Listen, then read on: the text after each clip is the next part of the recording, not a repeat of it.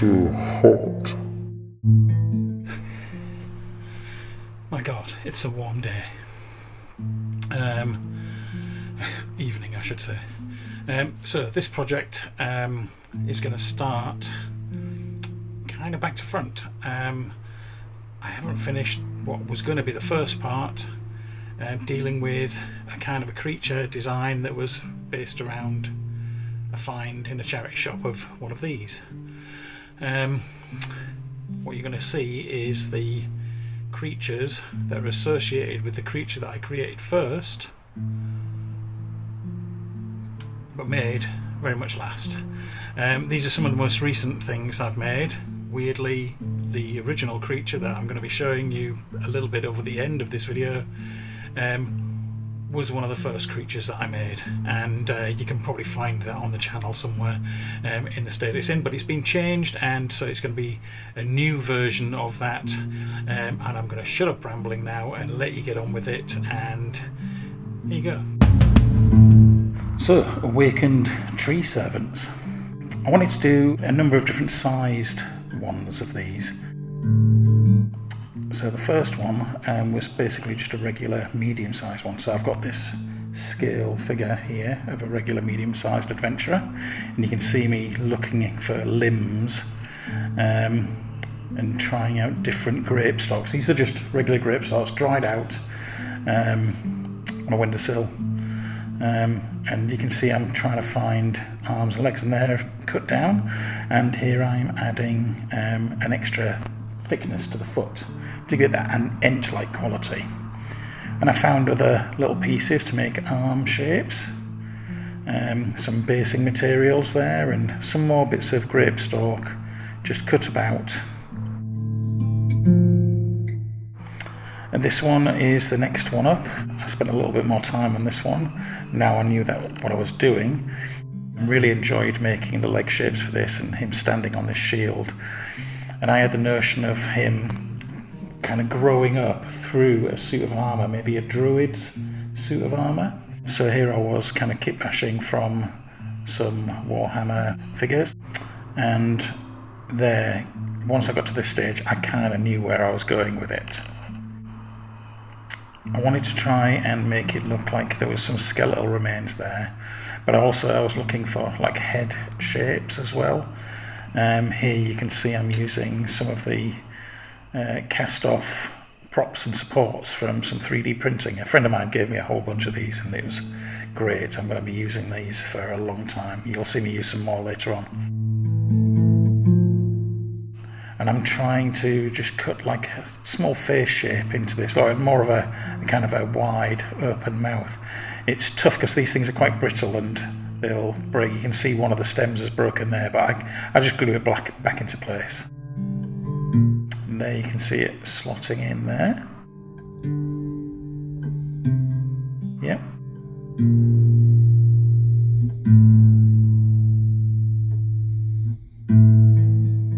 This is one of the Pete Wargamer sets, and I used the rib cage off the back of that and one of the smaller rib cages, and then added it onto the back again, trying to make it look like this tree has over time grown up through a human body and into its armour.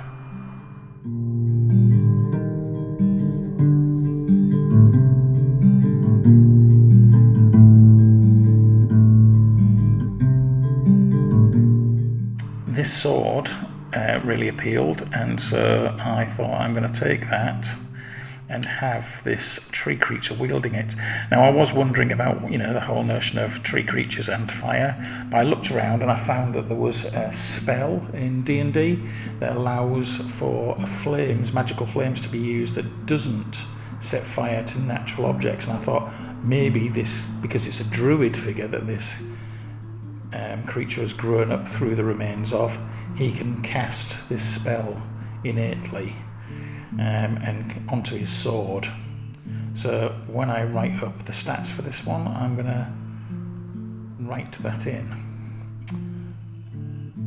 And you can see adding those arms in. I used a little bit of string as well to kind of create a more vine and root-like feel for how he's holding on there, and thickening up that arm as well,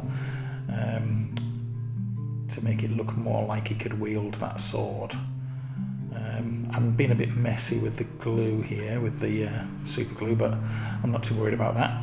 I thought about adding in some more kind of like strange shapes, but it just didn't seem to work, and I was really enjoying just the natural look of the grape stalks. Here's a load of little 3D printed skulls that I picked up off the internet, and I wanted to make this look like the skull had been pushed aside by the stem of the creature. So the actual face of the creature is there on the stalk, and this is a human skull that's been pushed aside in the process. And there you can see that's the basic shape of it all. Still need to resolve that right hand.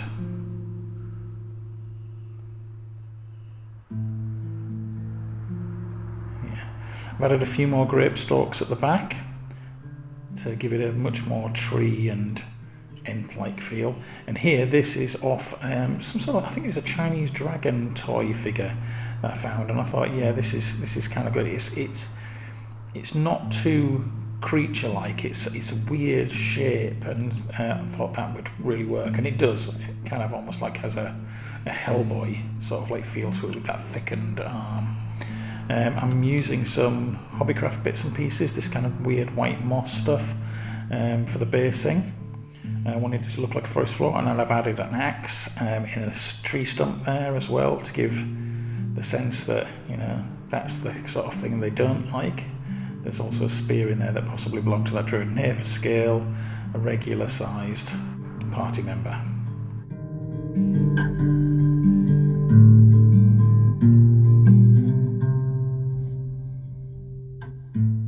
So also on a large base, but slightly bigger, was this Groot conversion. So this is really a toy conversion, one of the Infinity Disney figures. I wanted to make him crouch a little bit more, so he's interacting with the medium-sized players' miniatures. And I've added this piece onto his back, which is like an old cart that I thought can maybe be used to carry another figure. And it works really nicely. The base of the other figures just fit in there. Here I'm using my multi-tool to sort of like drill holes in, so I can add a few more of these grape stalks to give it a much more elaborate tree-like feel and move it away from the typical kind of Groot silhouette. I mean, it's recognisably Groot even at the end, but it does have a slightly different vibe to it. I added this crown of stalks and branches there, giving it a slightly more entish feel.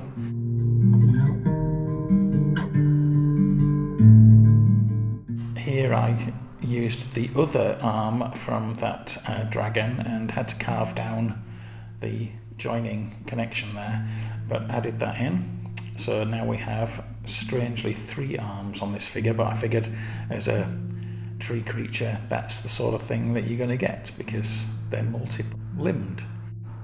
I added some of these toothpicks in and drilled into the fingers there, and then added these bladed slashing weapon hand.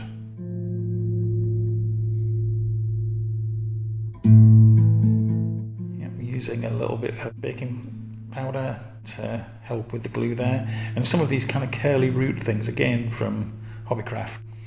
They're a nightmare to glue to anything. They really just don't want to glue to anything, but with a little bit of baking powder. There you can see a kind of gladiator figure that I just found lying around. That's again 28mm, and you can see how he slots into the back, so you can have somebody riding this creature. And this was the set. So you can see a medium-sized person, then a medium, and then a slightly larger creature, and then the larger one still. And then this is going to be the gargantuan one that was the first figure that I built. And it seems like quite a large step up. So I wanted to see if I could make something that maybe fitted here.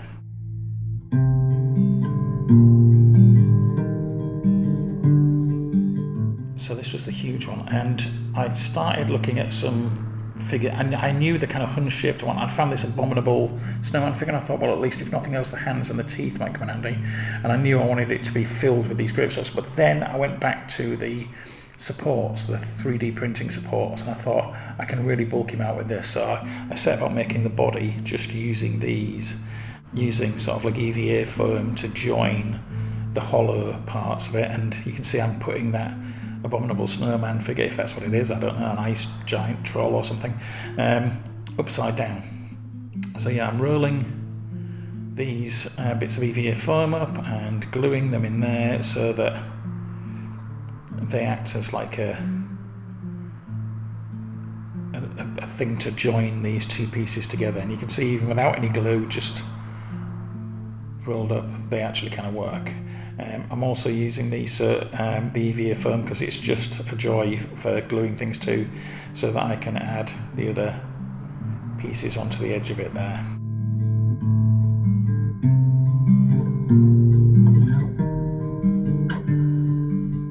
That was one of the first legs that I thought would work there. It looks like the foot of it is lifting up off the ground when it's attached to the base.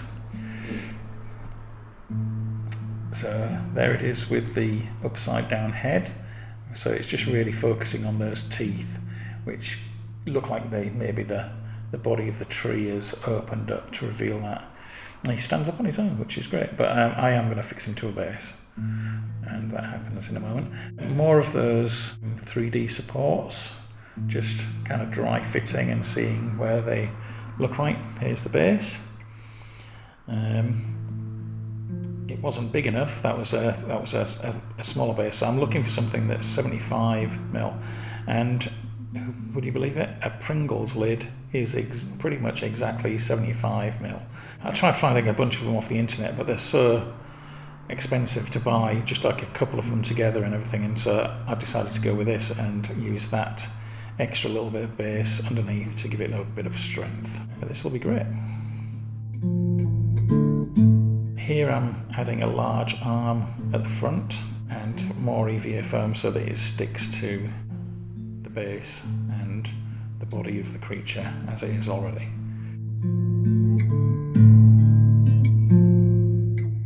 I love these little strange, like bowl shapes that are on the 3D supports. They make it look really kind of like a knotted old mangrove style tree.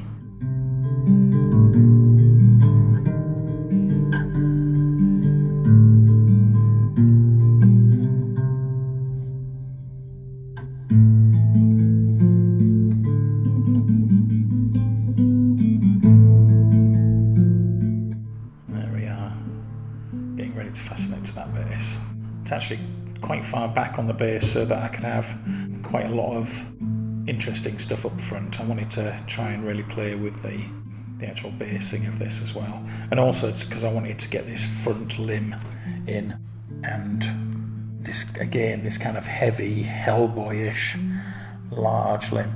And the ice troll or abominable snowman figure here, I thought his hands would also be useful, so I kept those, and you can see me playing with attaching those there. I think my idea is that the gargantuan figure you would roll to see which awakened trees join him in the battle.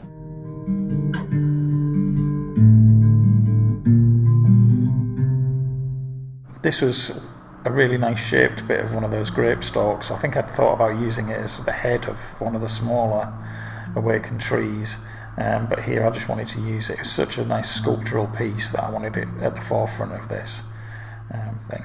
I think this is this limb that I've chosen here to add onto this hand, and I'm using a little bit of wire there to sort of like add the hand to it, sort of like as a little joining piece. I think it comes off a plastic dinosaur. I think I'd cut the dinosaur up, and so I always save the legs and any other kind of like limbs and stuff. And now I'm really just kind of bulking out the tree limbs themselves, choosing some really nice shaped pieces. With that Pete Wargamer animal parts sprue, one of the other things was these horns. So again, I had to make some little inserts and then drill some holes into this piece because I wanted it to fix, and I just didn't think just fastening it on with the flat edge as it came would have been solid enough fixing. So there you can see. It does weirdly have a look of the creature from Star Wars, yes. Or Empire Strikes Back at least.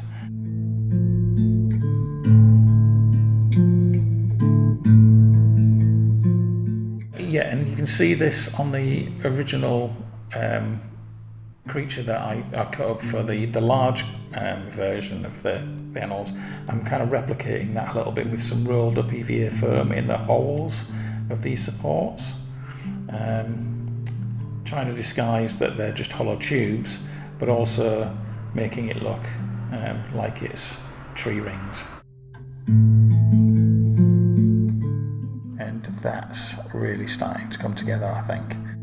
Again, you can see it here next to a 28mm figure. So this is the basing, oregano, and some bits of that Hobbycraft foam stuff, some skulls, because I wanted them all to have risen out of areas where people have died, and then we're straight on to the priming.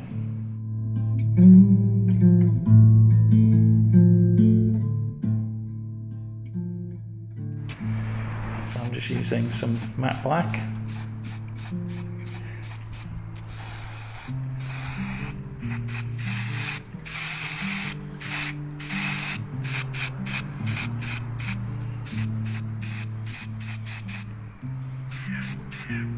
At first I kind of like leave as much of the limbs as I can without painting them, but then I thought, no, I'm just going to spray it all over and hope the texture comes through as if it's still being quite realistic. The colour I'm going to have to reinvent. So this was after a bit of priming. What I used here was the matte black, and then I hit in with some, I think it was like a desert yellow, but the desert yellow I sprayed over the top of a neon orange. So there's that colour underneath, and it gives this kind of weird sickly yellow colour, which I thought kind of really said awakened trees to me. I also added a little rock into this guy's hand here, which you can see. Very typical of D&D style tree creatures, being able to throw rocks. Here with some more basing added to this one.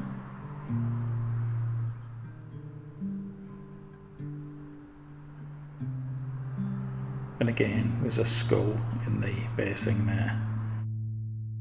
This one I was really pleased with. It just kind of sang and looked really great in the colours from the priming. I'm not a confident painter, and I would probably have happily left these like this. I think my original plan when I first started this channel was to just get everything to grey and then never paint them and leave them with all my other unpainted miniatures that are also grey. But something has moved me to try painting, and so with these primed, I'm going to take them to the next level.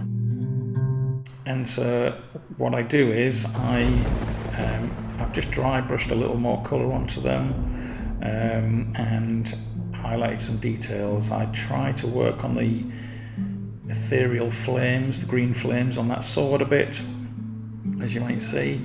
Coming up, again, it's possibly I'm trying to create effects that are a little bit beyond me, but at this stage, but eventually, hopefully, I'll be able to get a little better at this painting, and I guess the only way to do that is to practice. I think even at this point I was really pleased with how they came out. Some sinister looking tree creatures. And I've added the magic user figure in there for scale, so you can see what these might look like in a tabletop D&D encounter. Here I'm trying to create this. I was looking for ages for a fluorescent green. I was going to try some fluorescent green effect here, but I just couldn't find anything. I'm ordering some online, and so I'll probably have a bit of a go at repainting this. I do go back and retouch that blade a little and add lighter colours closer to the blade and darker colours further away. I think you can probably see that in some of these upcoming shots.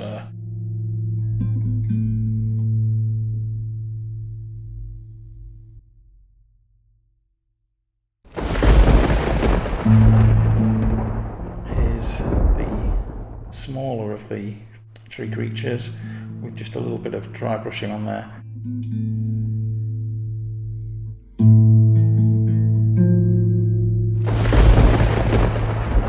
And again, you can see with this one, I was really pleased with it. It's starting to look really good. I was really happy. Almost got the kind of quality I'm looking for in my Turnip 28 figures. Here's the Groot toy bash. Again, quite pleased with this. I might go back and add some smaller details. And then the larger one. Really pleased with that one.